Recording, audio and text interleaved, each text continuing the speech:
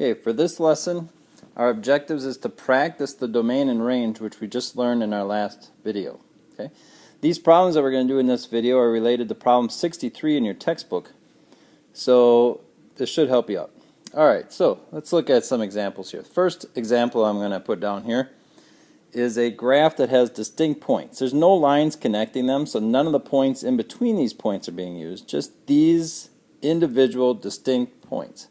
So let's write the domain. Okay, so for the domain, we only write the numbers that are being used. Okay, we're not using a bunch of numbers in between, we're just using these exact points. So we have -2 we're using on the x-axis. We have a +1 and a +3 being used on the x-axis. Pause this video and see if you can come up with the range now on your own. Alright, let's see what you came up with for the range.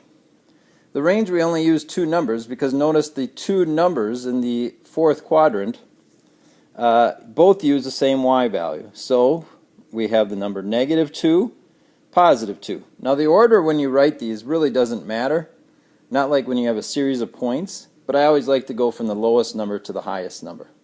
Let's look at another.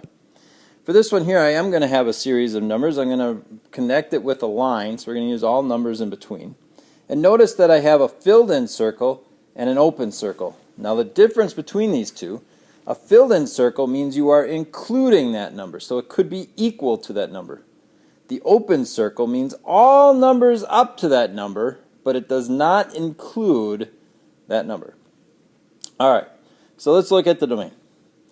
The domain, remember how we write this, is the smallest number, less than x, less than the largest number, and then we have to determine if it is equal to or not equal to. So let's fill these in.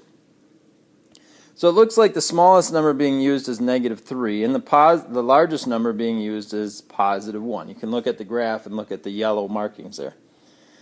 Alright, so then we have to determine if it is equal to or not equal to. Well, the filled-in circle at -3 means it is equal to, and the open circle at +1 means it's not equal to. So let's write that in for our domain and range. It is equal to the -3, not equal to the 1.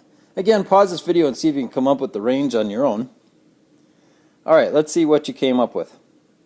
So for the range here, again, we're going to have to go from the smallest number to the largest number with the less than symbols in between, and notice this time we are using the y values.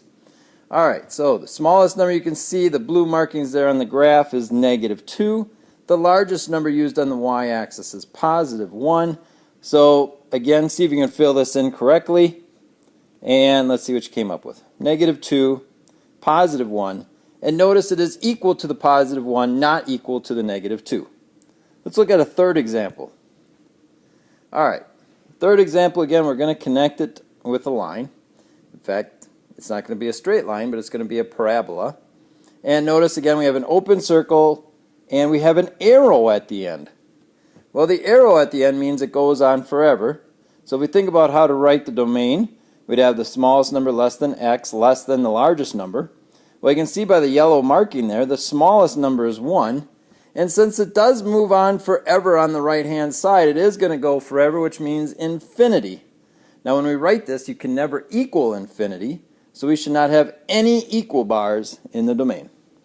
So, 1 less than x less than infinity.